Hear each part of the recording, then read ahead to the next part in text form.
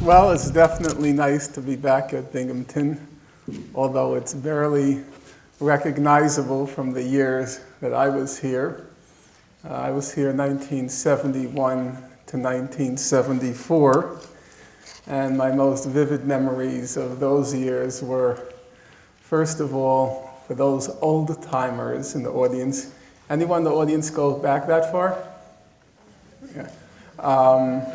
If you can just clap, so I'll know there's somebody. Okay. It was a different era, and so along the path exiting the school, there were hitching posts, and the expected mode of transportation was you hitched to wherever you lived off campus. People hitched to and from school, and they hitched cross country. It was a very different era. It was a warm era, a hopeful era. So that's one memory. I remember the pipe dream. Never knew what it meant, that title. Had to go through graduate school to learn that. But all in all, it was the formative period of my life. It's basically the years where, even though they were few in number, I embarked on my life's course. And frankly, I knew then what I was going to do with my life, and I've never looked back. So I owe to those years the period of forming my life's purpose, and therefore the memory of Binghamton looms large in my mind. The topic I'm going to be speaking about this evening is one I've reflected on a great deal over the past years, namely, how does one account for so much controversy swirling around a topic, namely the Israel-Palestine conflict, when, if you look at the actual record, the historical record, the human rights record, the diplomatic record, there's barely any controversy at all. Or, to put the same question in more current terms, how do you account for so much controversy swirling around former President Jimmy Carter's book, Palestine, Peace, Not Apartheid, when the actual content of his book is remarkably uncontroversial? And the argument I'm going to make this evening is that the vast preponderance of controversy swirling around the Israel-Palestine conflict and around Jimmy Carter's book, the vast preponderance of the controversy is contrived, it's fabricated, the purpose being to divert attention from what that documentary record says and to sow confusion about that documentary record. I'll begin with an illustration of my point from fairly recent times. For those of you who've read Jimmy Carter's book, he devotes quite a lot of space to the wall that Israel is building in the occupied territories and the terrible destruction it's wreaking there. At one point in his book, he refers to the imprisonment wall, which he says is a more descriptive title than security fence.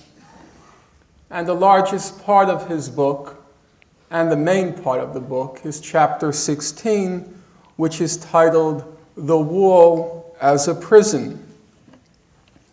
In July 2004, the World Court, the highest judicial body in the world, had to render a decision or an advisory opinion on the legality of the wall that Israel has been building.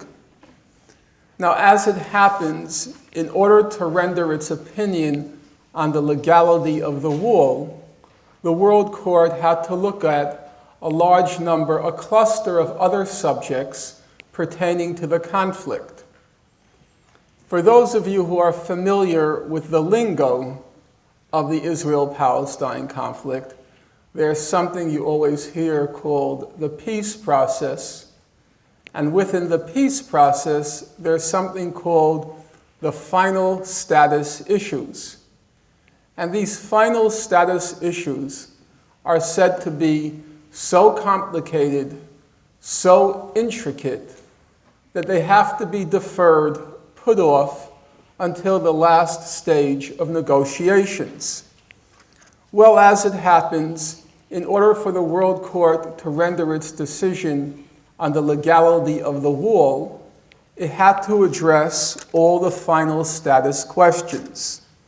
And those final status questions are basically four. Number one, what are the legal borders of the State of Israel, and what ought to be the borders of the new Palestinian state?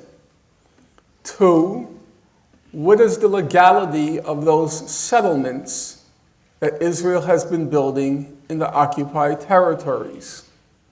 Three, what is the legality, or who has rightful claim to East Jerusalem? There's a fourth issue, namely the legal status of the Palestinian refugees, to which I'll return later. But let's look at the first three. The question of borders. What are Israel's legal borders? The World Court said that under international law, it's inadmissible to acquire territory by war. Israel acquired the West Bank and Gaza in the course of the June 1967 war, and therefore, under international law, Israel has no title to those territories. In fact, the World Court goes on to state at numerous junctures in its final opinion that these territories, the West Bank and Gaza, are occupied Palestinian territory. That's the phrase they keep using, occupied Palestinian territory. Well, what does that mean for our purposes? It means that we're often told in the United States, in the media, and in political life generally, that these territories, the West Bank and Gaza, that they are disputed territories. But not so, says the World Court. There's no dispute whatsoever on the status of those territories. They are occupied Palestinian territory.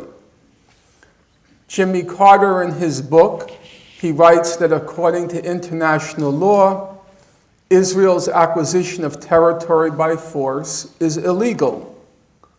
He says that Israel must withdraw from occupied territories.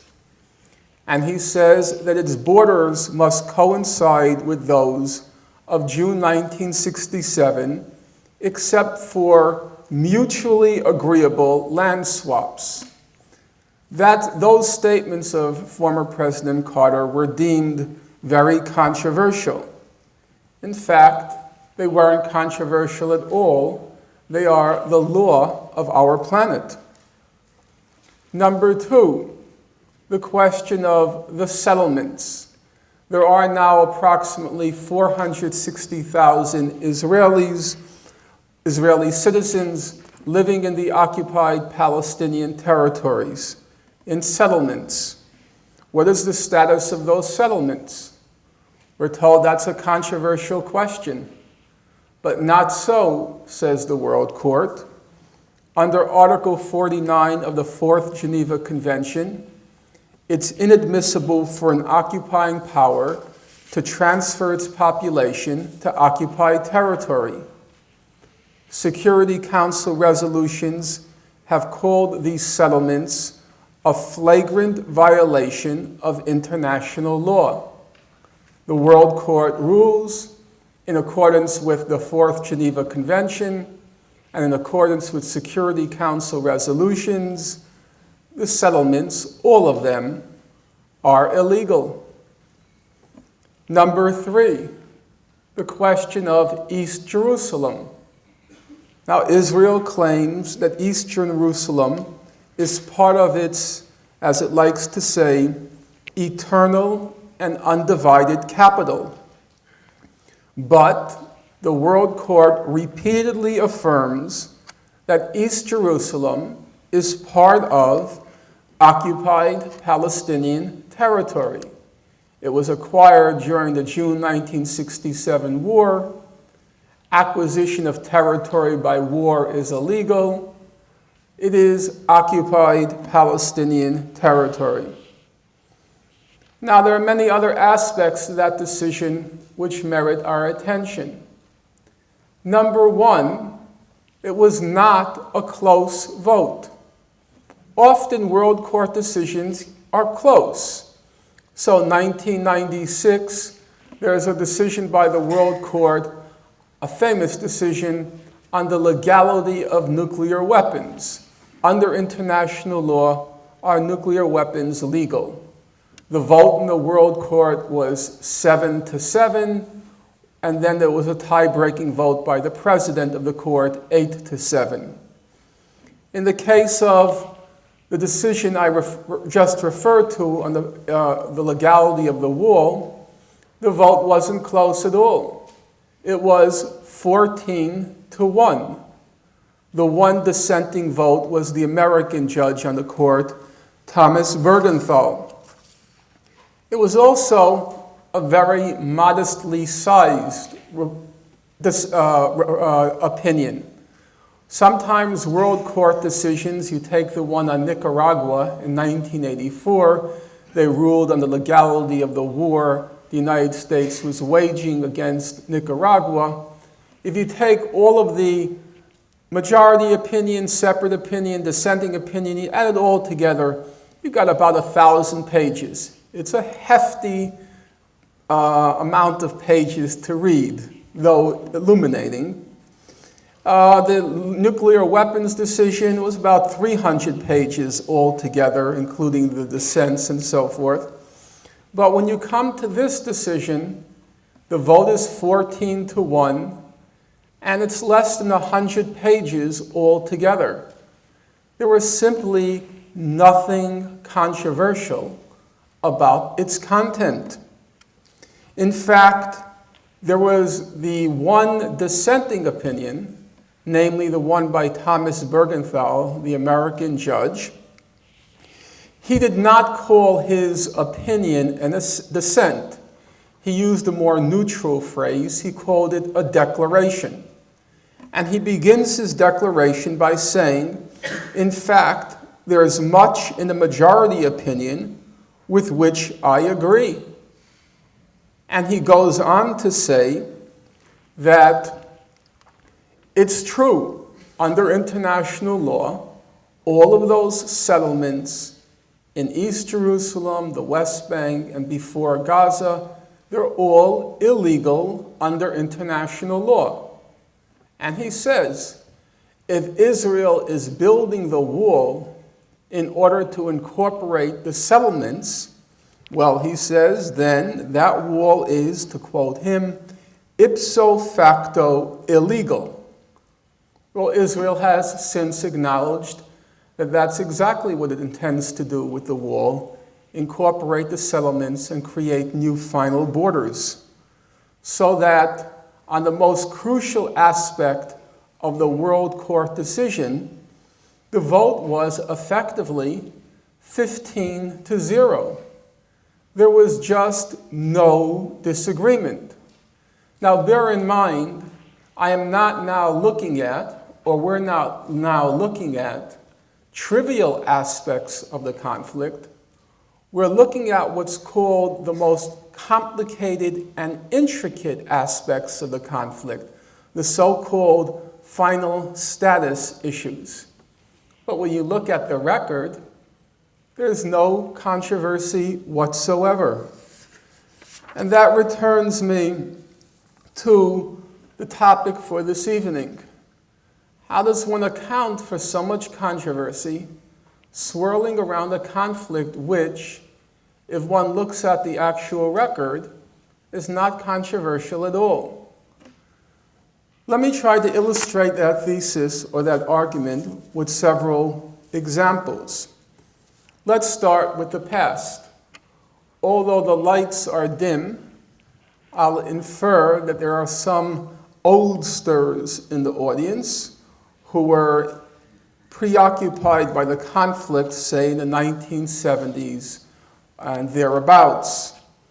And in those years, I think it's fair to say, people of course can object later on, I think it's fair to say that the most controversial historical question in the historical record, the most controversial question is, how did those Palestinians become refugees in 1948?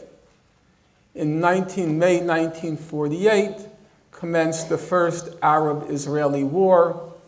Israel declared its independence in accordance with UN Resolution 181, and at that point, the Arab armies appear to have invaded Palestine and, or I should say, invaded the newly born state of Israel. And in the course of the war that ensued, about 750,000 Palestinians found themselves outside their homes. And the question has always, or back then, the question always came up, how did those Palestinians become refugees? The standard argument in those years was that the Arab armies poised on the newly born state of Israel's borders urged the Palestinian people to flee their homes and to clear the way for the invading Arab armies. After they swept the Jews into the sea, the Palestinians would be able to return home. That's how it was taught back then. Beginning, you can say, in the early to mid-1980s, Israeli historians began to examine the archival record on the Israeli side.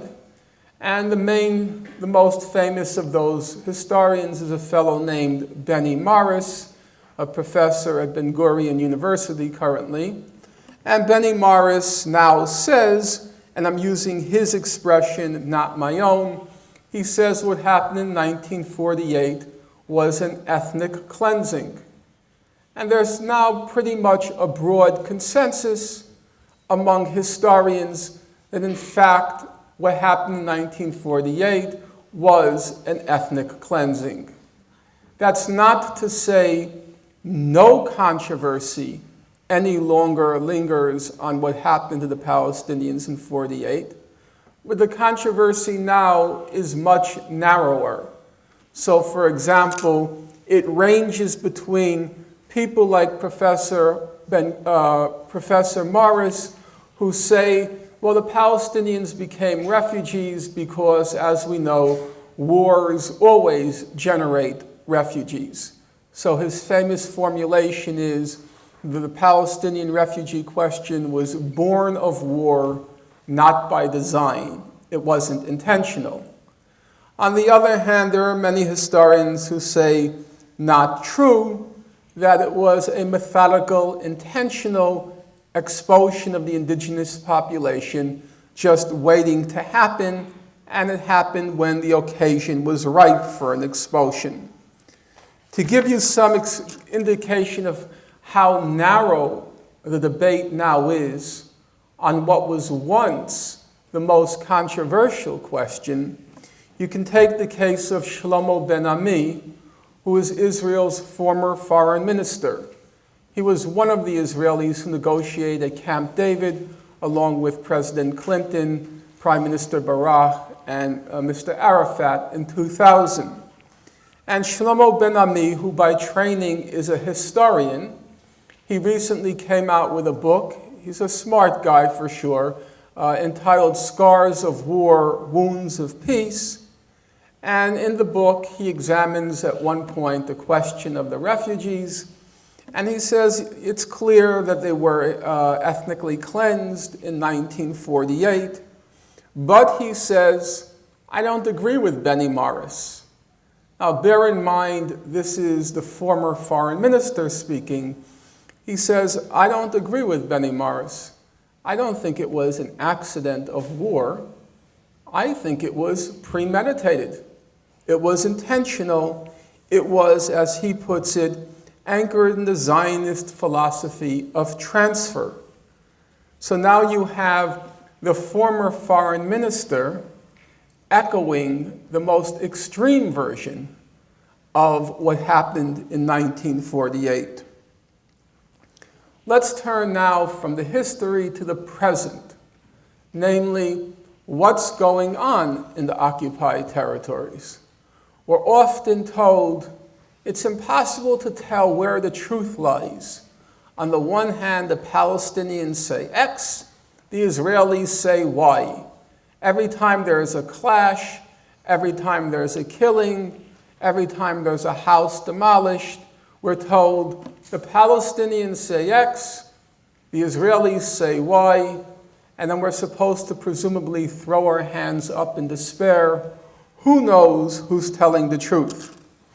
But in fact, there's a third party, which in the case of the Israel-Palestine conflict is rarely consulted, and that is all the human rights organizations that are based in the occupied territories.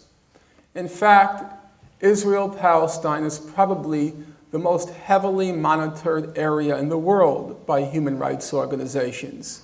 There's, first of all, the big organizations like Amnesty International and Human Rights Watch, and then there are a large number of locally based organizations, the best known of which is B'Tselem, the Israeli Information Center for Human Rights in the Occupied Territories.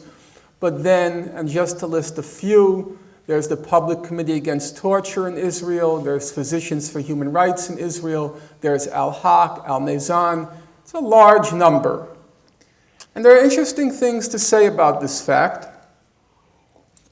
Number one, human rights law is a relatively new branch of international law, which means there's still a large number of terms and application of terms that remain to be fully and clearly defined. A large part of law is the definition of words and terms, and most lawyers, you can say the preponderance of lawyers, are basically paid to twist the meanings of the words out of shape and to bend them into pretzels. And human rights law is still underdeveloped. There are many human rights organizations, each of which has its own legal staff, research staff, and field staff. And a large amount of human rights law is very vulnerable to human error. What does that mean?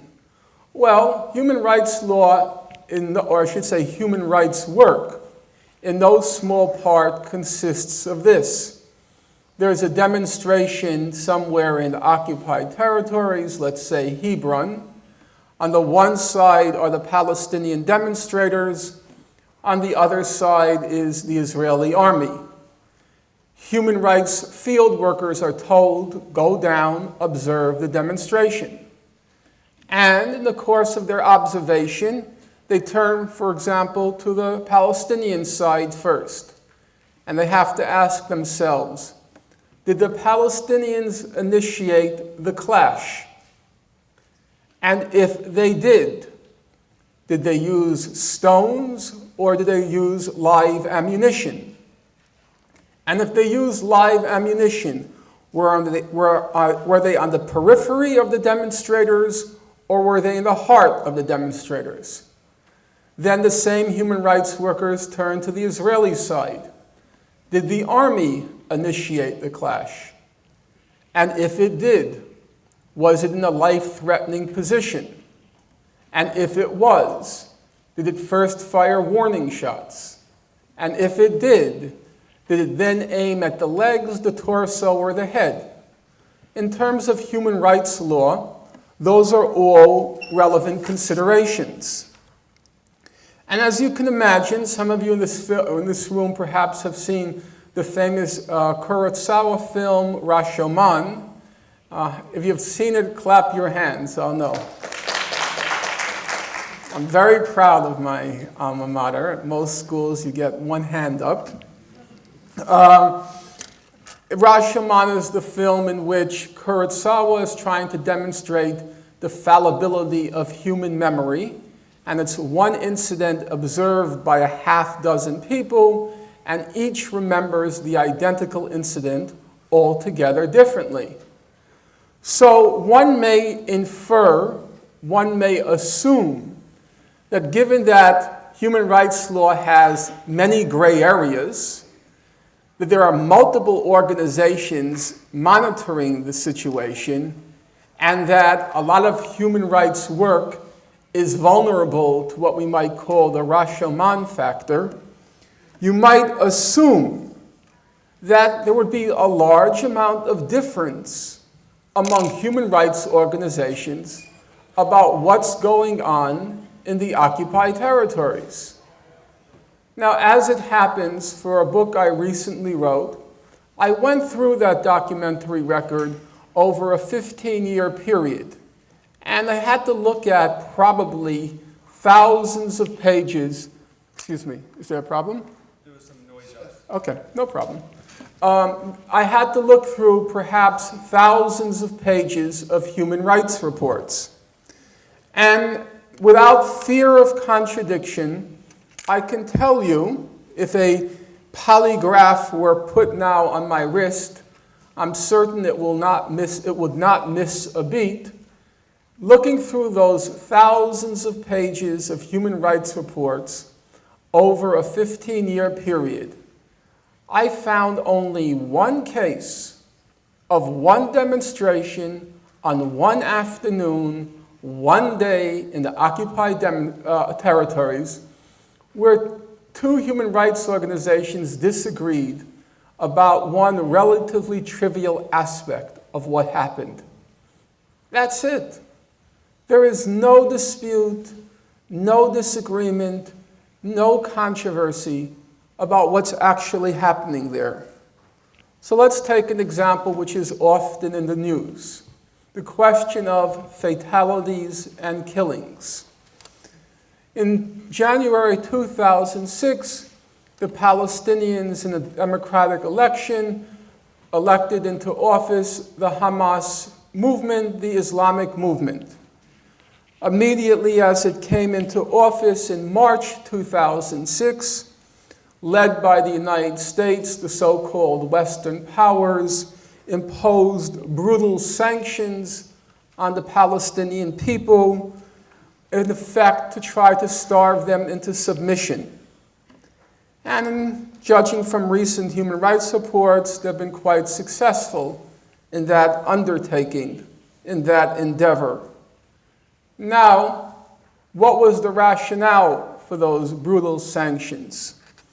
We were told first that Hamas had to renounce terrorism or violence. And in fact, the renunciation of terrorism, to me at any rate, is a no-brainer. It's illegal under international law to target civilians for political ends.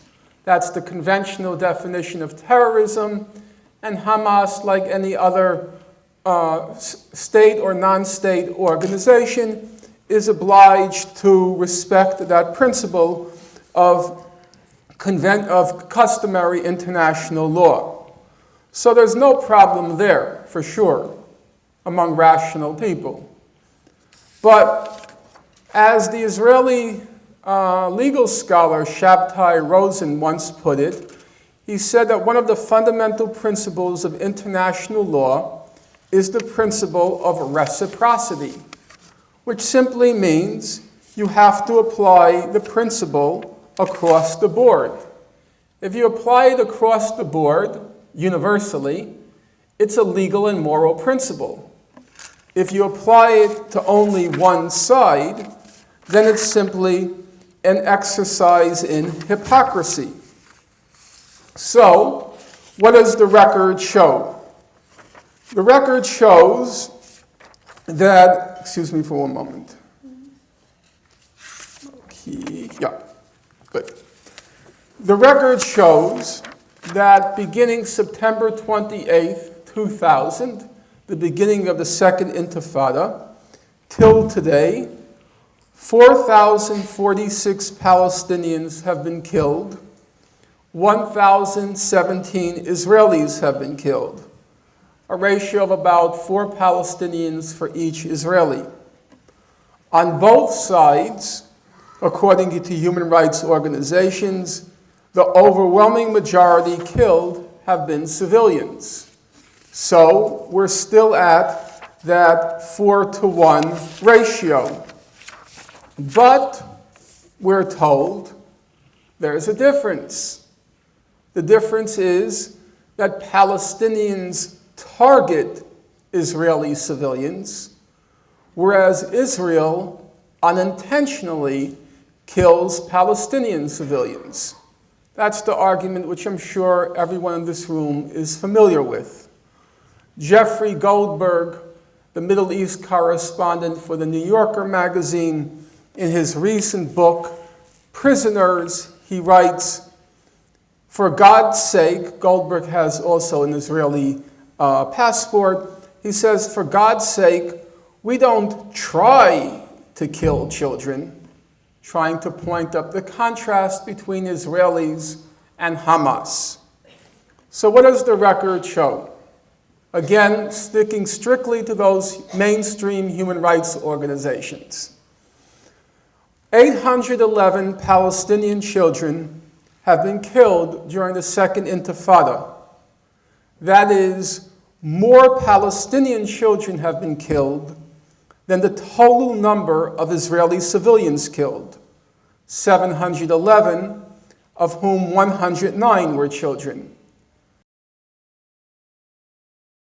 2006, 141 Palestinian children were killed, as compared to 17 civilians, of whom 1 was a child. So the ratio there is 141-to-1. Our first conclusion, the first rational conclusion, is that for the want of trying to kill Palestinian children, it would seem that Israelis were awfully good at it. Number 2, according to human rights organizations, unarmed Palestinian demonstrators were, and now I'm quoting Amnesty International, on many occasions deliberately targeted, intentionally targeted by Israel. While in other cases, say human rights organizations, Israel has used indiscriminate, excessive, and disproportionate force. Now bear in mind, under international law, these deaths of Palestinian children due to indiscriminate force are no different than intentional killings. Because under international law, the foreseeable consequences of your act count as your intention. That sounds very abstract, but it's actually completely in accordance with common sense. If somebody has a dagger and plunges it into your heart and then says in defense, "Well, I was just testing the sharpness of the blade," that's hardly a defense, because the foreseeable consequence of plunging that dagger in the heart is you're going to kill the person. And the same way, if you indiscriminately fire weapons into a crowd, the foreseeable consequence is you will kill civilians. Therefore, that was, under the law, your intention. And so, to quote Israel's leading authority in international law, a very smart guy, it's regrettable that he devotes so much of his professional life trying to excuse the inexcusable, but Yoram Dinstein, the president of Tel Aviv University, in his standard work on the subject, he says, quote, there is no genuine difference between a premeditated attack against civilians, which is what Hamas is routinely accused of, and the reckless use of force, which is what Israel is accused of. He concludes, quote, "They are equally forbidden." So what's our final conclusion? The only differences between Israeli and Hamas terrorism are: one, Israeli terrorism is 4 times as deadly, and two, no demand has been put on Israel to renounce terrorism, which is to say, the demand put on Hamas is not a moral demand, it's an exercise in pure hypocrisy. Let's turn now to the future. The conflict has now lingered, or its current phase has lingered, for 4 decades. And we're told the primary reason, the preeminent reason it's lingered so long is because it's so complicated. The rights and the wrongs are so difficult to sort out. But what does the record show? The record shows that for the past 30 years, there's been an international consensus on how to resolve the conflict. And everyone in this room, I suspect, has, at least in abbreviated form, heard that resolution. It's called the 2-state settlement. It's not very complicated. It says that Israel must withdraw from all the territories it occupied in June 1967 because it's inadmissible to acquire territory by war. On the other hand, the Arab states, including a newly born Palestinian state, must recognize Israel's right to live in peace with its neighbors in accordance with the United Nations Charter, in particular, for those of you who are interested in details, Article 2, Paragraph D, that it's illegal under international law for there to be threats or the use of force against the territorial integrity and political independence of any member state of the United Nations, which is a long-winded way of saying states have the right to live in peace with each other. That's the 2-state settlement. Not complicated. What's been the record on it? The voting record. As it happens, every year, the United Nations General Assembly votes on the 2-state settlement. It's called the peaceful settlement of Palestine question. It comes up every November or December at the General Assembly. What's the vote been? 1989. The vote was 151-3. The 3 dissenting votes: the United States, Israel, and Dominica, the island in the Caribbean. That's it. You fast forward to 2006, the most recent vote occurred. Now bear in mind, between 1989 and 2006, there have been, you can say, world historic geopolitical changes in the world's map. An entire social system dissolved, the Soviet-type system, and approximately 40 new states came into being. So there have been quite significant changes in the geopolitics of the world. But on the 2-state settlement, there's been no change at all. 2006, the vote was 157-7. Every year, and I just got a correspondence from somebody, I spoke about this topic at the University of Pennsylvania a couple of days ago. He didn't believe what I had to say, and he checked it, and he said, yes, it's true. Every year, it's the whole world on one side, and on the other side, it's the same 7 countries, every single year. The United States, Israel, Nauru, N-A-U-R-U, Palau, P-A-L-A-U, Tuvalu, T-U-V-A-L-U, the Federated States of Micronesia, and the Marshall Islands. That's it. That's what it's been for the past 20 or so years. For those of you who do not know what Nauru, Palau, Tuvalu, etc. are, I have to say that before I started researching the topic, and although I teach world politics, I myself had never heard of them. If it's any comfort, and not to be politically incorrect, the combined populations of those 5 states can fit in the empty seats in this room. So,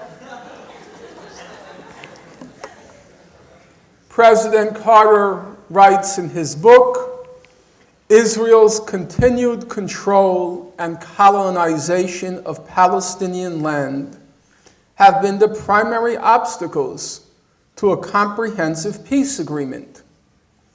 And the last paragraph of his book, the first sentence reads, peace will come to Israel and the Middle East only when the Israeli government is willing to comply with international law by accepting its legal borders. That's the primary obstacle.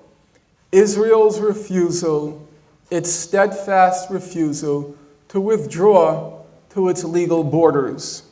In fact, an eminent legal scholar, Quincy Wright, highly regarded, respected scholar, already in 1968, well before most people in this room were born, conceived, already in 1968, 1 year after the June '67 war, Quincy Wright wrote, in view of the acceptance of Resolution 242 by adjacent Arab states except Syria, the major obstacle to progress seems to be the refusal of Israel to do so and to agree to withdraw from occupied territories.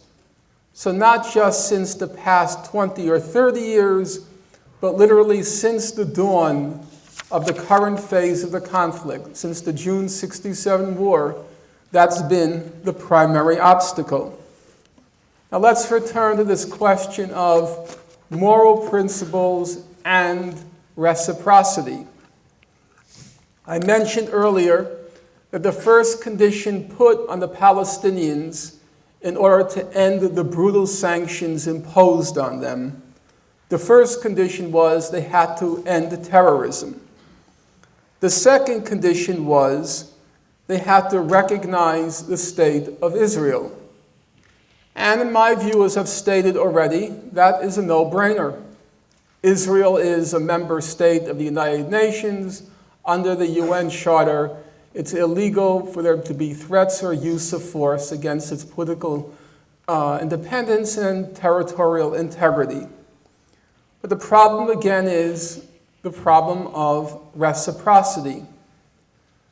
Number one, as some of you may know, in the most recent unity government formed among the Palestinians, Hamas agreed that it supports a state on the June 1967 borders.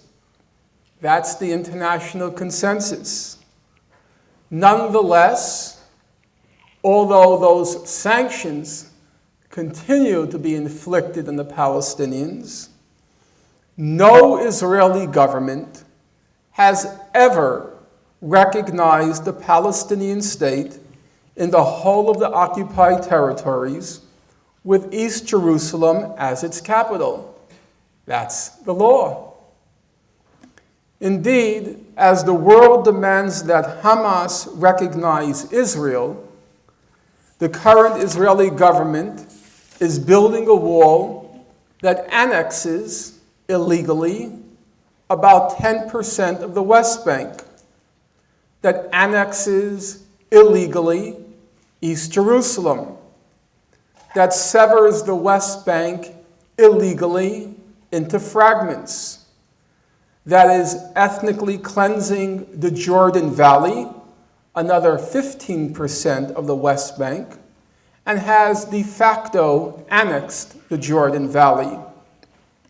As Jimmy Carter says, with understatement but attention to the facts, he says the wall Israel is building will complete the enclosure of a severely truncated Palestine, a small portion of its original size, compartmentalized, divided into cantons, occupied by Israeli security forces, and isolated from the outside world. So, what does the record show on that? The differences between Israel and Hamas are, first, although Hamas recognizes Israel as a political fact and will not stand in the way of a national referendum on whatever agreement Palestinians negotiate, Israel has always categorically opposed a Palestinian state on the June 1967 borders. Second, while Hamas, at any rate until recently, sometimes spoke about destroying the Jewish state, Israel is, as we speak now, in practice dismembering the Palestinian state. John Dugard, who's considered the father of human rights in South Africa, a formidable legal scholar, and currently the special UN rapporteur on Palestine, he says about these sanctions imposed on Palestinians, these brutal sanctions, that this is the first time in history that an occupied people has been so treated. This is difficult to understand. Israel is in violation of major Security Council and General Assembly resolutions dealing with unlawful territorial change and the violation of human rights. Israel has failed to implement the International Court of Justice opinion and dismantle the wall. Yet, Israel escapes the imposition of any sanctions. Instead, the Palestinian people, rather than the Palestinian Authority, have been subjected to possibly the most rigorous form of international sanctions imposed in modern times. Well, that's the record as I see it. And if what I'm saying is true, and for the sake of argument, let's just assume so, at any rate until questions and answers, the question obviously arises. If the votes are so lopsided, if the law is so clear, if even Israel's foreign minister agrees with the Palestinian position on what happened in 1948, then why is there so much controversy? And here I would suggest, as I did at the beginning, that most of the controversy, the preponderance, is simply conjured up. It's fabricated, it's fake, and its purpose is to divert people's attention, sow confusion about the record as I just recited it. There is an element of the controversy which in my opinion is legitimate. And I want to look at that briefly first. And I'll use as the illustration the Palestinian refugee question. In the first place, people can agree about facts, but render different moral judgments on the facts. Moral judgments do not spring from facts. So let's take the case of those refugees. Take the case of Benny Morris. Professor Morris acknowledges in 1948 the Palestinians were ethnically cleansed. But, he says, I think sometimes ethnic cleansings are good things. He says, take the case of North America. And now I'm quoting him.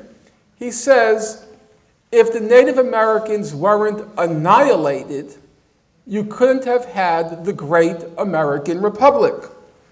And so he says, in the same way, had the Palestinians not been ethnically cleansed, you couldn't have had a Jewish state.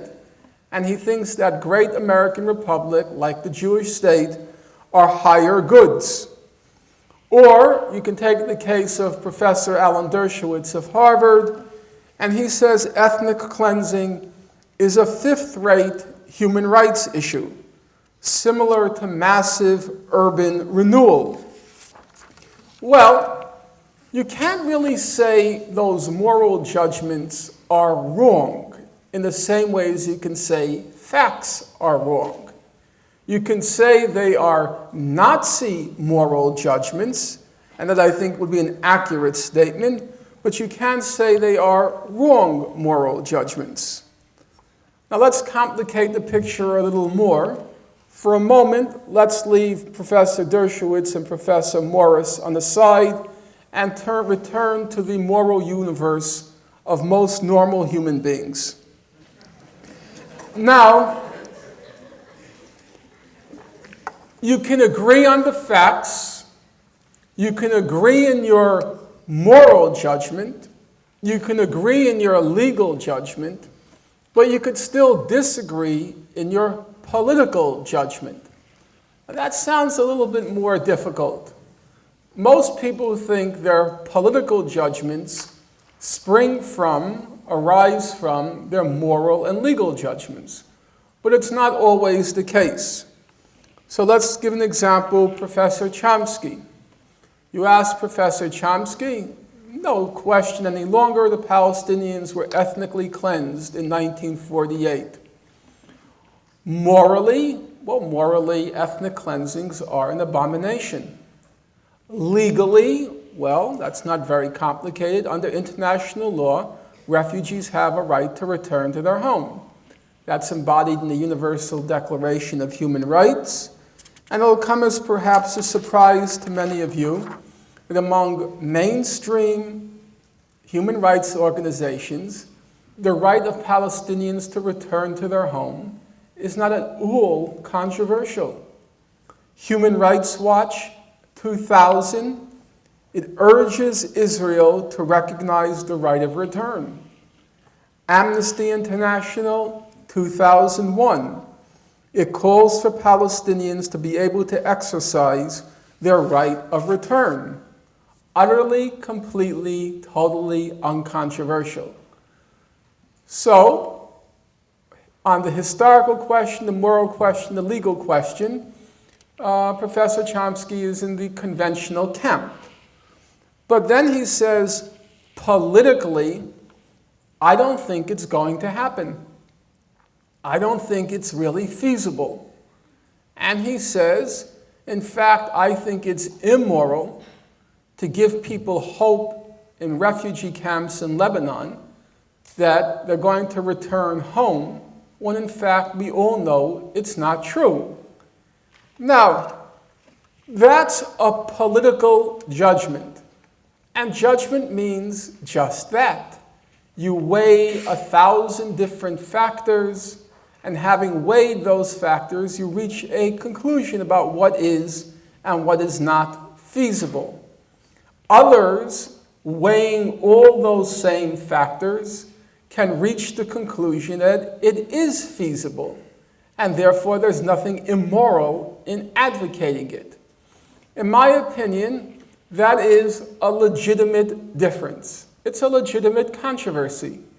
And I think honest people have to agree to disagree on that topic. And taking one side or the other on that particular question doesn't seem to me to write you out of humanity. Honest people can disagree. I would only add or enter as a caveat that there are two things honest people cannot disagree on. Number one, the Palestinian right of return is legally an uncontroversial right under international law. And number two, that the overarching framework for resolving the conflict, that two-state settlement, has been embraced by the entire world community, including Palestinians and neighboring Arab states, and the primary, whatever language you prefer to use, the primary obstacle is Israel, backed by the United States. Well, that's the legitimate differences. But now I want to turn and devote the remainder of my time allotted to the illegitimate controversies, to use perhaps a little crude language, the fake controversies. And the first kind of fake controversy surrounding the conflict is the claim that it's so complicated, so intricate, that it requires a knowledge the equivalent of rocket science to penetrate its mysteries. We're told it's about ancient enmities, a cosmic clash of religions, cultures, and civilizations, that it's so unique that it can't be compared to any other conflict. The purpose of this claim is pretty straightforward. First of all, it's designed to suspend or get people to suspend their ordinary ethical legal judgments. So, for example, a prominent Israeli negotiator at Camp David, a fellow named Robert Malley, he was asked by a Palestinian, why is the U.S. aid to Israel continuing to flow despite Israel's egregious violations of international law? And he replied, well, this is really a truly unique conflict. End of story. The second purpose of this claim about the complexity and uniqueness of the conflict is to preempt or prevent obvious analogies. Because whenever you make the obvious analogies, Israel, alas, comes out on the wrong side. So we're told, do not compare. Historically, the obvious analogy to what happened to the Palestinians is what happened to Native Americans in North America. Sometime in the distant past, I did a systematic comparison between the fate of the Palestinians and the fate of the Cherokee Indians. And the analogy worked pretty well. It wasn't perfect, but if it were perfect, it wouldn't be an analogy. Analogy means the differences are significant enough that the comparison is illuminating. And the comparison was illuminating. But as I said, in the comparison, Israel comes out on the wrong side. Or take the current phase of the conflict. The obvious analogy is apartheid. Israel's policies, comparing Israeli policy in the occupied territories to the South African policies during the era of apartheid. As most of you know, no aspect of Carter's book evoked more outrage than its title, Palestine, Peace Not Apartheid. The Washington Post called the title foolish and unfair. The Boston Globe said it was irresponsibly provocative. The New York Times said that Jewish groups called it dangerous and anti-Semitic. That's the never land of American discourse on the Israel-Palestine conflict. Now let's turn to the real world. B'Tselem, the Israeli Information Center for Human Rights in the occupied territories, the most distinguished of the human rights organizations locally based, in 2002, it put out a very substantial study on Israel's settlement policy in the occupied territories. This is what it concluded. Israel has created in the occupied territories a regime of separation based on discrimination, applying two separate systems of law in the same area and basing the rights of individuals on their nationality. This regime is the only one of its kind in the world and is reminiscent of distasteful regimes from the past, such as the apartheid regime in South Africa. Last year, B'Tselem put out another report on Israel's road regime in the occupied territories, this vast, complex, arterial system of Jews-only roads in the West Bank. What did they conclude? They said this road system bears striking similarities to the racist apartheid regime. And it goes on to say, it even entails a greater degree of arbitrariness than was the case with the regime that existed in South Africa. Now, some of you might be thinking, well, these human rights organizations, they're radical. They have all these radical notions like the equality of humankind. So let's turn to the editorial board of Israel's most distinguished newspaper, Haaretz. In September 2006, Haaretz writes, "The apartheid regime in the territories remains intact. Millions of Palestinians are living without rights, freedom of movement, or a livelihood, under the yoke of ongoing Israeli occupation."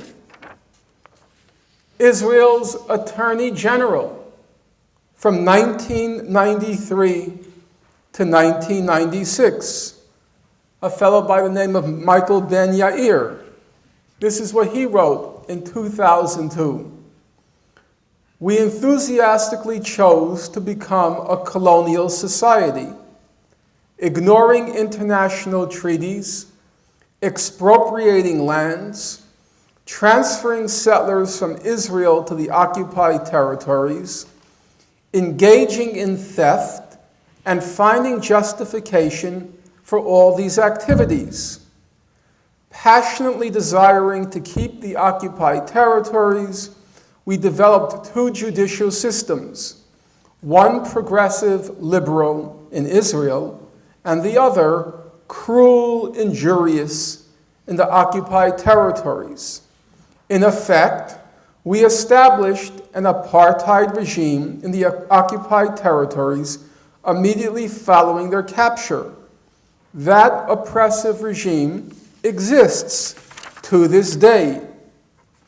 After Carter's book came out and the hysteria ensued, mostly focused on the title, the former Israeli Minister of Education, Shulamit Aloni, finally weighed in. And this is what she had to say. "The U.S. Jewish establishment's onslaught on former President Jimmy Carter is based on him daring to tell the truth, which is known to all, except the mainstream media in the U.S. That's my editorialization. "Through its army, the government of Israel practices a brutal form of apartheid in the territory it occupies. In fact, what we're told was such an inflammatory, provocative, irresponsible, anti-Semitic title. In fact, as far as we know, Prime Minister Sharon subscribed to it. He told the Italian ambassador, quote, "The Bantustan," that was the apartheid, "the Bantustan model was the most appropriate solution to the conflict." Now, is the conflict so complicated? often hear scholars, academics, profound journalists, they dream up these very exotic explanations to account for the conflict, mostly having to do with that barely penetrable Arab Islamic mind. And you take someone like Jeffrey Goldberg in that book I mentioned earlier, Prisoners, a highly acclaimed book. He explains that the Arabs and the Muslims loathe the Jews because of anti-Semitism mixed with envy. For those of you who remember or know Nietzsche's ressentiment. So he says, it was terribly hard for Muslims to accept that their inferiors, the Jews, now ruled Palestine. This made no sense in the worldview of many Arab Muslims, who were sure that they were better than the Jews. So it's anti-Semitism alloyed with envy. That's what we're told here in mainstream media, respected media like The New Yorker. But then you turn to serious historians. Let's take the case of Benny Morris. Morris, in his most recent incarnation, he's moved so far to the right end of the spectrum that he's pretty much fallen off. But when you open up his historical works, okay, a very good book, Righteous Victims, is a standard now history used in college campuses. He has to ask himself the question, why did the Arabs oppose Zionism? Now, according to Jeffrey Goldberg, it's that impenetrable Arab mind. But what does Morris write? He says, quote, the fear of territorial dispossession and displacement was to be the chief motor of Arab antagonism to Zionism.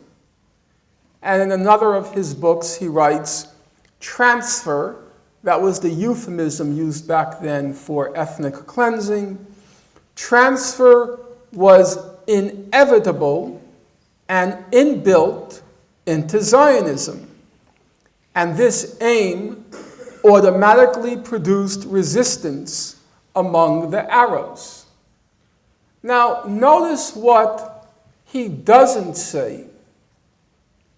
The fear of territorial dispossession and displacement was the chief motor of Arab antagonism to Zionism. Notice, there's no mention of anti-Semitism. There's no mention of hatred of Jews, of envy of Jews, or as we often hear, dread of Enlightenment values, fear of the emancipation of women. No, it's not very complicated. The Palestinian Arabs didn't like Zionism because they feared losing their homes and losing their country. As it turned out, perfectly rational fears. What's so peculiar about the Israel-Palestine conflict is that in any other conflict, the sorts of explanations which are dreamt up and conjured up in the case of Israel-Palestine, in any other conflict, they would be laughed at. So let's take North America.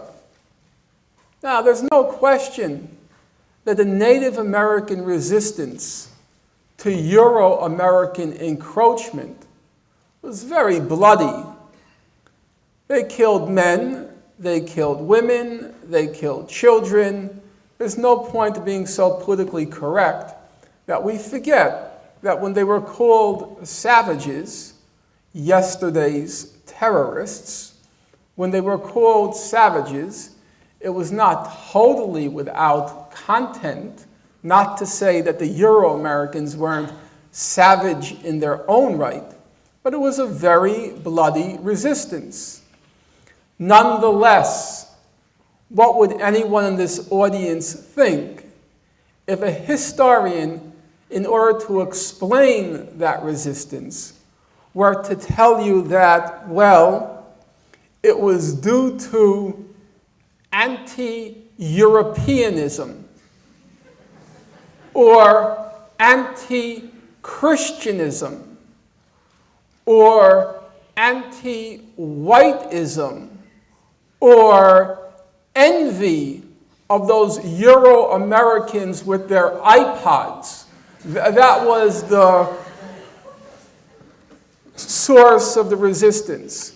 Well, of course, you would laugh, because you don't have to dream up, conjure up exotic explanations when the obvious explanation, the fear of losing your home and losing your country, the obvious explanation also happens to be a perfectly sufficient explanation. A second kind of false controversy swirling around the Israel-Palestine conflict is the dragging in of the Holocaust card, the playing of the Holocaust card. Time doesn't allow for a detailed discussion of that topic. I'll just make a few comments about it. Number one, this exploitation of the Nazi Holocaust began soon after the June 1967 war, and its main purpose was to immunize Israel from criticism. How did it work? Most everyone in this room is familiar with one component of that exploitation, namely this claim, which first arose in the late 1960s, of the uniqueness of the Nazi Holocaust, what came to be called the uniqueness doctrine. That is, no people in the history of humankind had ever suffered the way Jews suffered during the Nazi Holocaust. Intellectually, that doctrine is completely vacuous, empty, while morally, this ranking of suffering is an abomination. But politically, it served a useful purpose. Namely, if you can claim that Jews suffered uniquely, then it can follow that Jews shouldn't be held to the same moral, ethical, and legal standards as other people because of their unique suffering. So, if it were the case, and it was, that Israel was the only country in the world which legalized torture from 1987 to 1999, if it were the case, and it was, that Israel was the only country in the world which legalized house demolitions as a form of punishment, and if it were the case, and it was, that Israel was the only country in the world to legalize hostage-taking, or as Supreme Court Justice Barak put it, the taking of bargaining chips, well, you're told, but remember the Holocaust. That in the context of the Holocaust, what under conventional standards would be abominations suddenly become tolerable because of the unique suffering of the Jews. In a novel twist, Palestinians and Arabs have been held directly responsible for the Nazi Holocaust, or lineal descendants of the Nazis. So in 1948, Israel's prime minister, he calls the Arabs disciples and even teachers of Hitler. In the 1960s, during the Eichmann trial, the Palestinian leader, the Mufti of Jerusalem, was called among the biggest Nazi war criminals and the real mastermind of the final solution. In June 1967, it was President, I can't recall right now, Nasser of Egypt, who was called, quote, the new Hitler. In 1991, Saddam Hussein was the new Hitler. In 2002, Saddam Hussein again was the new Hitler. Opposition to the illegal U.S. war against Iraq was called appeasement of Hitler. Now, if you read the publications, the mainstream publications, the New Republic, Daniel Goldhagen of Hitler's Willing Executioners fame, or even Benny Morris, now they say Hamas is Hitler, Hezbollah is Hitler, Iran is Hitler. They're all Nazis, they're all Hitlerites plotting the final solution again. It's hard to say what's more laughable. The coincidence that each new Arab Muslim leader allegedly threatening Israel is another Hitler, or that every alleged threat to Israel is compared to the Holocaust, while we're also told the Holocaust was unique and any comparison between it and other crimes is a form of Holocaust denial. The most recent form of this playing of the Holocaust card is what's called the new anti-Semitism. This claim that in recent years there's been a resurgence of a virulent form of anti-Semitism that's threatening Jews with a new Holocaust. There are two things to be said about this new anti-Semitism. Number one, it's not new. And number two, it has nothing whatever to do with anti-Semitism. Number one, every time Israel comes under pressure to solve the conflict diplomatically, or every time it faces a public relations debacle, there is a new campaign orchestrated called the new anti-Semitism. Now, I understand that since my day, Binghamton has acquired a beautiful new library, which I envy. If you go into that library, I'm quite certain, just under title, put in the words, the new anti-Semitism. And you'll come up, the first entry will be a book that came out in 1974 by the heads of the main so-called Jewish defense organization, the Anti-Defamation League. What was the book called? It was called The New Anti-Semitism. 1981, the Anti-Defamation League puts out another book. It's called The Real Anti-Semitism. What's its thesis? The world is awash in a new anti-Semitism.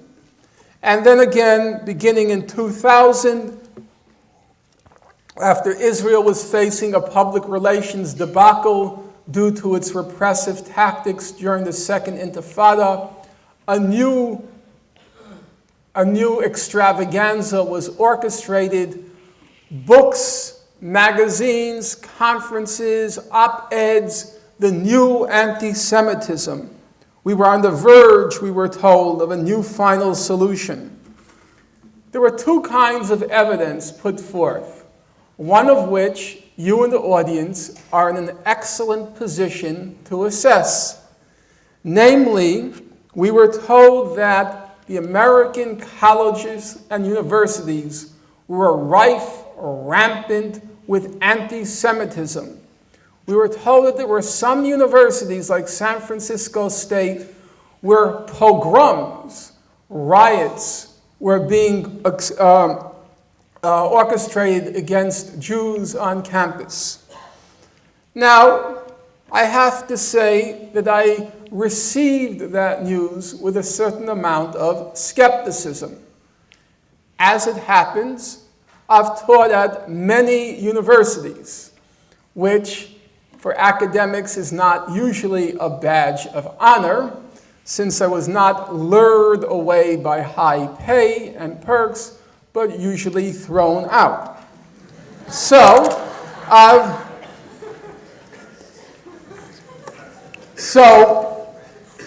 I've had experience with many college campuses. And the one thing you can say about college campuses nowadays is that they are so politically correct that you can't be anti-anything. You can't be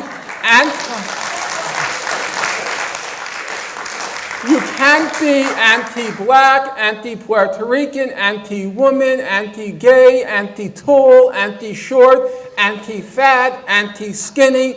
You can't even be anti-downright ugly. You can't. That's the way campus life is nowadays, for better and for worse. There are good aspects to it, but I think there are some suffocating and anti-intellectual aspects to it. But amidst all of this political correctness, to be told that these campuses were rife with anti-Semitism and pogroms were being conducted, on its face, prima facie, seemed absurd. And for a book I recently wrote, I proceeded to investigate the alleged incidents, almost all of which were simply fabricated. But you don't have to believe me any longer, because after the Second Intifada was effectively crushed, the Jewish organizations admitted the whole thing was a farce. The Chronicle of Higher Education a few months ago, it's the most respected magazine, a newspaper or magazine of the academic community, they had an article entitled, quote, "It's a good time to be a Jewish student at an American college." The Hillel director said, "It's a golden age of Jewishness on campuses." The head of AIPAC, the main Israel lobby, said, "It's a glorious time, not only for Jewish student life on campuses, but for the pro-Israel student movement as well." Notwithstanding, nonetheless, Yale University announced recently they had organized the first Center for the Study of Anti-Semitism in North America in order, quote, "to understand the current manifestation of this disease, even if it doesn't exist." Yale is now positioned to offer a triple major in Judaic studies, Holocaust studies, and anti-Semitic studies in a special degree program titled Jewish Naval Contemplation. Okay, but then we're told, what about the European scene? That Europe is ripe with anti-Semitism, verging on a new Holocaust. Well, this summer a new book came out by the Dean of Zionist Historians, for sure, a very smart guy, Walter LeCur. The book is entitled The Changing Face of Anti-Semitism. What does he report? I'm quoting him. "The popular attitudes towards Jews were in fact slightly more favorable in 2002 than they had been in 1991. Not only is there no evidence of a new anti-Semitism in Europe, rather the contrary, there's less anti-Semitism now in Europe than ever before. In fact, a poll was recently taken among Israelis, and this was the findings. 3/4 of Israelis want to be in the European Union, and 1/10 would actually leave Israel for Europe if they were granted EU citizenship. That is, if we're to believe what we're told in the American media, 3/4 of Israelis want Israel to join the Nazi empire, and 1/10 of Israelis want to be exterminated. What's the purpose of the new anti-Semitism? It's pretty straightforward. First, to turn the perpetrators, namely Israel and its apologists, into the victims, and to turn attention away from the real victims, the Palestinians. And secondly, to discredit all criticism of Israel as being motivated by anti-Semitism. And here you had, if there were any doubt about my claim, if there were any reservation about my claim, we all had a vivid display of its reality in the past several months. As soon as President Carter's book came out, he was first accused of being a plagiarist. Then Alan Dershowitz said he was in the pay of Arab sheikhs. Then he said that Carter was an anti-Semite. Then we read that he was a Nazi sympathizer. That's not, by the way, hyperbole. I'm being absolutely literal. An anti-Semite, then we were told he was a Nazi sympathizer. Then we were told by Deborah Lipstadt in an op-ed that was reprinted across the country that he was a borderline Holocaust denier. Then the New York Post, some of you hail from the city. Do I hear applause? Okay. Well, don't applaud that paper. The New York Post had a big editorial, Jimmy the Terrorist, that he was a supporter of terrorism. What was the purpose? It was clear. The purpose was to discuss everything and anything, but don't discuss the content of the book. Don't look at what he actually wrote. Let's talk about, is he an anti-Semite? Is he a Holocaust denier? Is he a Nazi sympathizer? To divert attention from and sow confusion about that scholarly record which, as I went over it, he too goes over it in his book and reaches largely the same conclusions. And you saw the same thing at work when Carter was supposed to speak at Brandeis. The president of Brandeis, Yehuda Reinhardt, conditioned Carter's visit on debating Alan Dershowitz. Unless you debate him, you're not welcome. Now, it's interesting, and ponder it for a moment. Yehuda Reinhardt himself is a distinguished historian of Zionism. He's written the authoritative biography of a leading Zionist figure, Chaim Weizmann. He is the president of a Jewish endowed university, Brandeis. Apart from the conventional social science departments, Brandeis's divisions include an international and global studies program, an Islamic and Middle Eastern studies program, a Near Eastern and Judaic studies program, the Crown Center for Middle East Studies, the Cohn Center for Modern Jewish Studies, the Sarnet Center for the Study of Anti-Jewishness, the Tauber Center for the Study of European Jewry, the Goodman Institute for the Study of Zionism and Israel, the Stoll Family Chair in Israel Studies, the Summer Institute for Israel Studies. Yet, the only person he can think of to debate Jimmy Carter is Alan Dershowitz.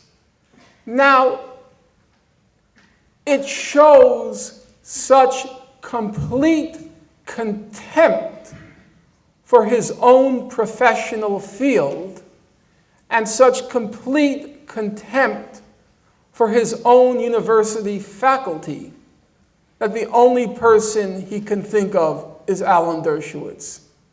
But it's not contempt, really. It's very calculated, because he doesn't want there to be a scholarly, serious academic discussion. He wants it to be a circus. And when you want a circus, you send in the clown. And that's why he insisted on Dershowitz. Which brings me to the last topic. Allow me 10 more minutes and I'm done.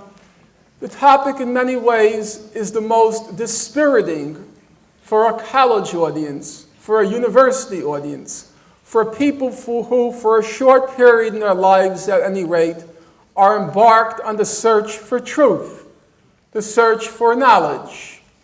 And that is, when it comes to the Israel-Palestine conflict, there is so much fraud and fakery which is published, which is churned out, and which makes it so much more difficult to have a clear, firm handle on what's going on and how to resolve it, finally. Now, to say that there's a lot of fraud and fakery on the Israel-Palestine conflict is, in and of itself, not a particularly bold statement, because especially in the age of internet, everyone knows that on any given topic, if you Google it, about 70% of what comes up ranges between crackpot and lunatic. That's the nature of the game.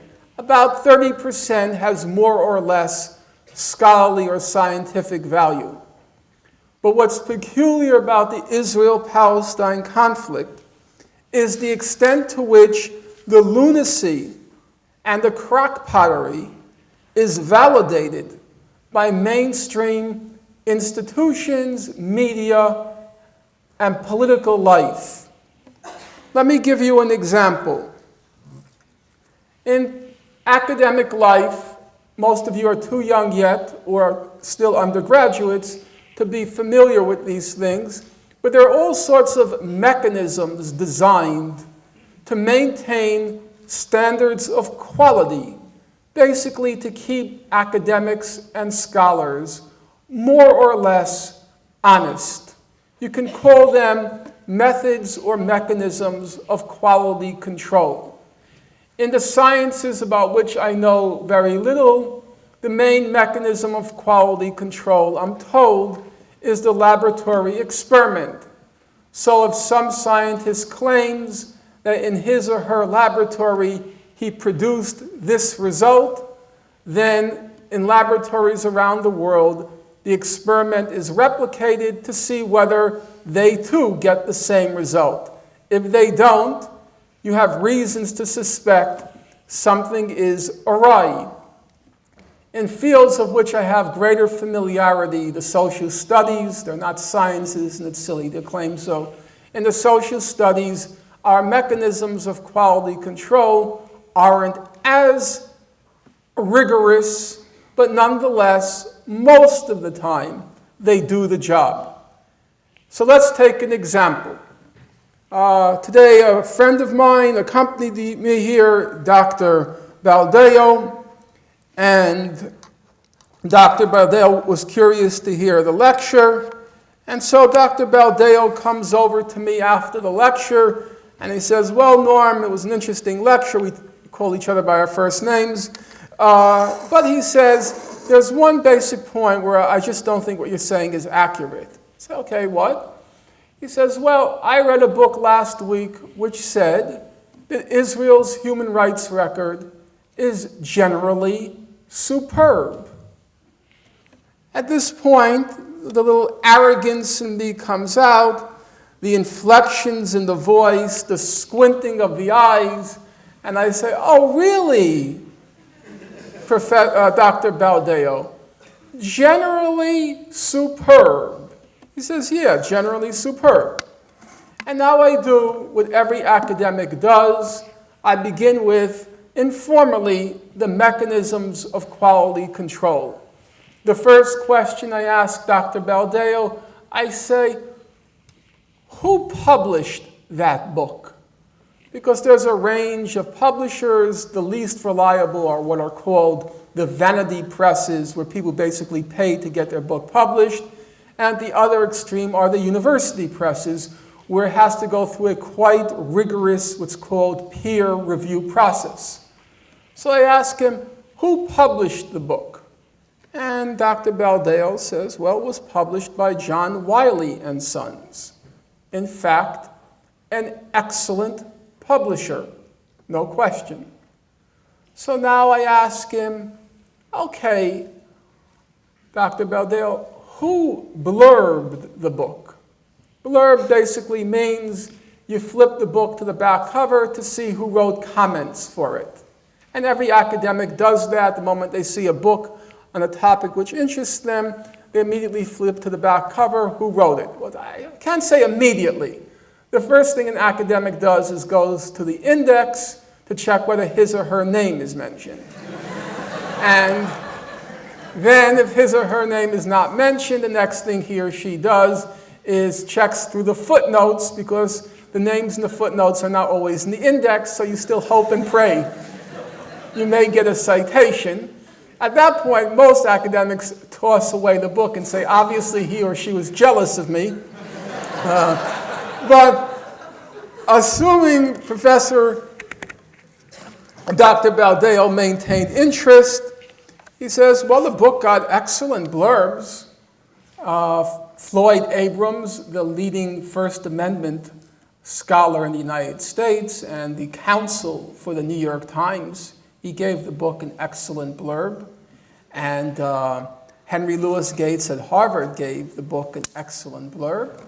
Well, I can't contest that. Those are impressive blurbs. And so the next thing I do is I say, okay, who reviewed the book? What kinds of reviews did it get? Another standard mechanism of quality control. And Dr. Baldeo says, well, it got excellent reviews. The Boston Globe gave it an excellent review. The New York Times Sunday Book Review gave it an excellent review. In fact, the Times Review was written by Ethan Bronner, the deputy foreign editor of the Times, a very formidable personality. Well, I lose there. And now I'm down, I'm up against the ropes. I have only one other mechanism to check. I say to him, okay, Dr. Baldeo, who wrote the book? And at this point, his chest puffs up. He says, who wrote the book? Who wrote the book? The book was written by Professor Alan Dershowitz, the senior-most professor at Harvard Law School, the Felix Frankfurter Chair at Harvard. And no one, no reasonable person, can dispute his academic pedigree. It's a very impressive one. He went to a relatively modest college, then attended Yale Law School, graduated first in his class, and then became the youngest tenured professor at Harvard. It's an impressive academic pedigree. Everything is true. Professor Dershowitz wrote a book in 2003 entitled The Case for Israel. Excellent publisher, excellent blurbs, excellent reviews, excellent academic pedigree, and it lingered for quite a long time at the top of the New York Times bestseller list. And notwithstanding all of that, the book is a complete fraud. It's a hoax from start to finish. In fact, it's such a ridiculous hoax that it plagiarizes from another hoax that was written 20 years ago, 22 years ago. Joan Peters's From Time Immemorial. have to say, when I first picked up the book, I thought it was kind of funny. A professor not only plagiarizes, which at Harvard seems pretty commonplace nowadays, but plagiarizes a hoax. I admit there is a range of controversy on the magnitude of the hoax. Some people believe it begins with the first word on the first page. Others believe it begins with the first name of the author's name on the cover of the book. I happen to be in the second camp. But that the book is a hoax is beyond dispute.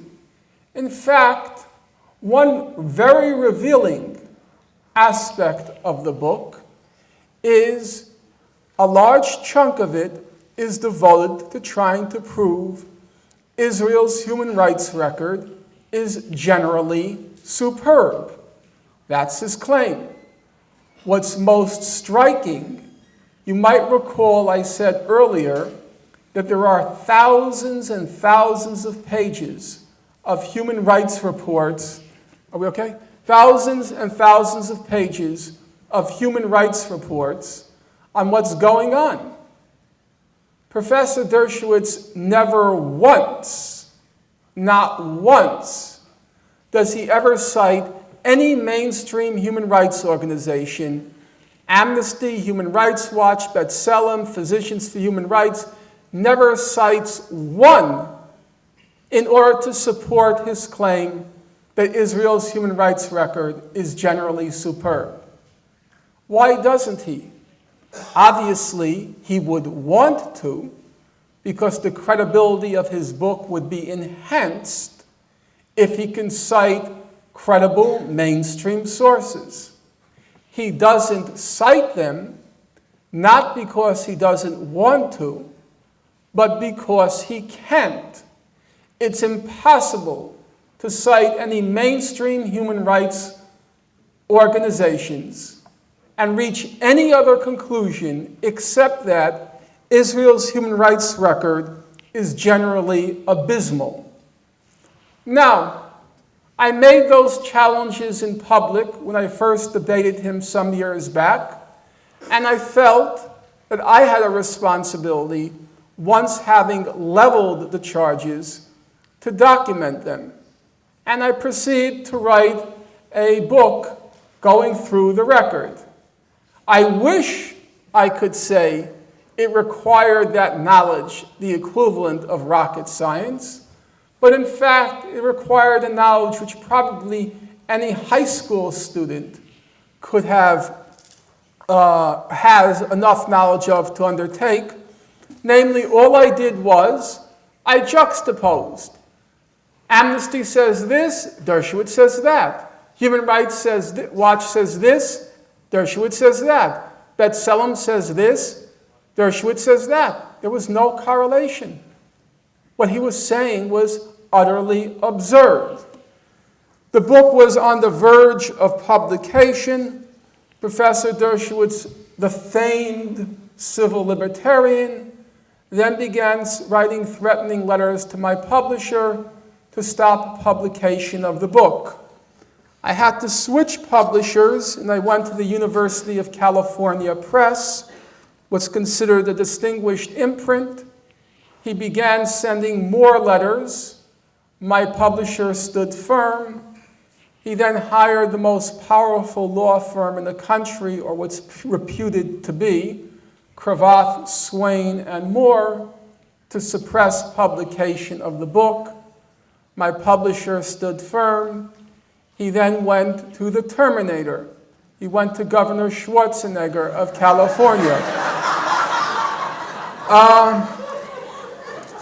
Because Governor Schwarzenegger is an ex officio, that's the fancy term, a member of the Board of Regents, and the Board of Regents holds judgment on what the press can and can't publish. Governor Schwarzenegger issued a statement that this is a matter of academic freedom and he wouldn't intervene. It was a nice victory. Whether he knew what he was talking about, nobody knows. But And in the end, the book was published. And there's no doubt that it was a nice victory, a sweet victory, but it was a very partial one, because you have to understand how our society functions. About 100,000 books come out each year. And to get your book noticed, as every professor in this room knows, it's kind of like roller derby. You have to elbow the authors on your left and elbow the authors on your right to get out of the pack. The expectation was that because my book had so much pre-publication publicity, Professor Dershowitz's libel threats attracted a lot of attention in the Chronicle of Higher Education, the Nation magazine, Los Angeles Times, and many other venues.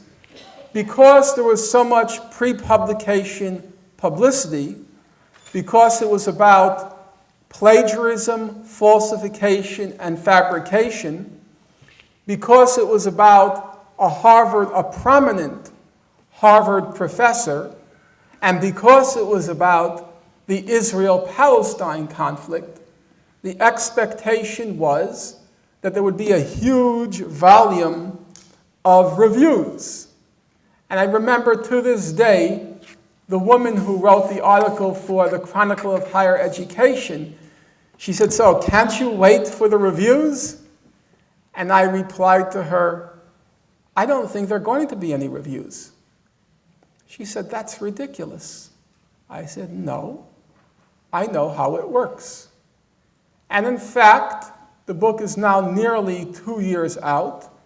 It did not receive not one, mainstream review in the United States. Now, I'll be honest, why fake indifference? At the beginning, I was angry, I was furious, I was raging, but quite soon, the anger, the fury, and the rage, it metamorphosed, it changed, I'm fine. It metamorphosed into awe. I was dumbstruck with awe at the possibilities for uniformity and unity of thought in our society. Everybody knew there are no conspiracies. Everybody knew you don't review the book. It was understood. I was trying to think hard, what was a good historical precedent for what happened?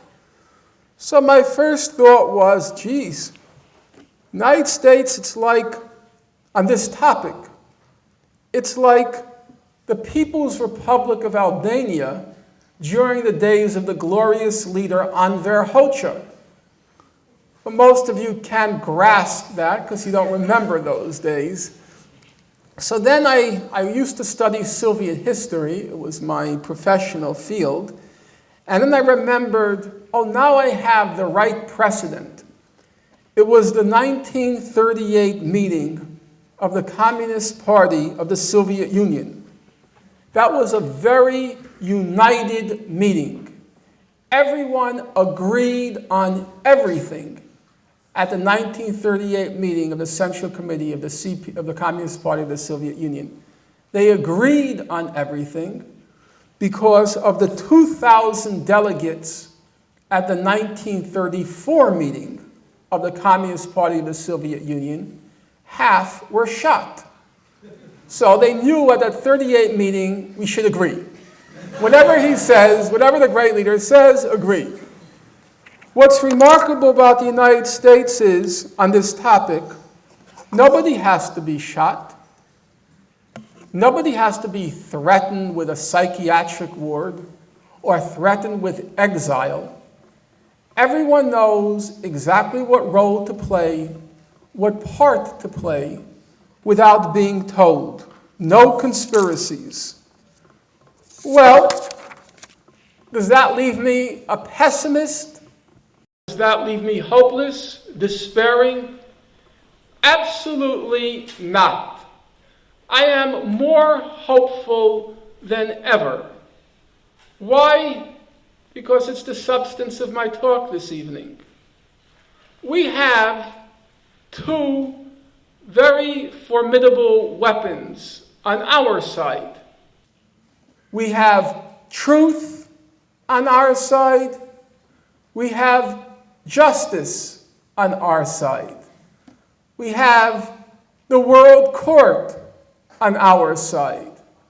We have all the human rights organizations on our side.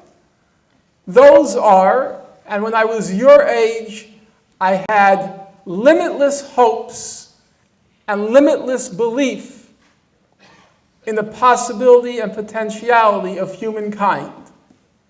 I've grown older, a little bit jaded, a little bit bitter, but I have never, and I won't ever, let go of my belief in those weapons of truth and justice.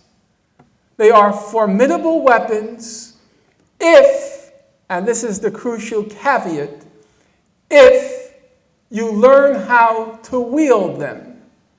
And that takes practice and a lot of hard work. You have to master that record. You have to first learn it even exists. And then you have to study it. And then you have to show a little bit of backbone, a little bit of spine, a small part of courage. It's not a 6-year-old in Gaza facing a tank with a stone. You're not going to suffer terribly in our society. You may have trouble here and there getting a job, but you're going to be healthy. You're going to be doing a lot better than 99% of humanity, however rigorous the trials you go through. So if you learn how to master those weapons, those formidable weapons of truth and justice, then I remain as confident now as I did when I was the age of most of you in this room, that however much power they have, and they have a lot of power, and however ruthless they are, and they are very ruthless, and however much money they have, and they have lots of money, despite, notwithstanding, nonetheless, I still remain utterly, completely, absolutely confident that if we learn how to master those weapons of truth and justice, we can yet win. Thank you.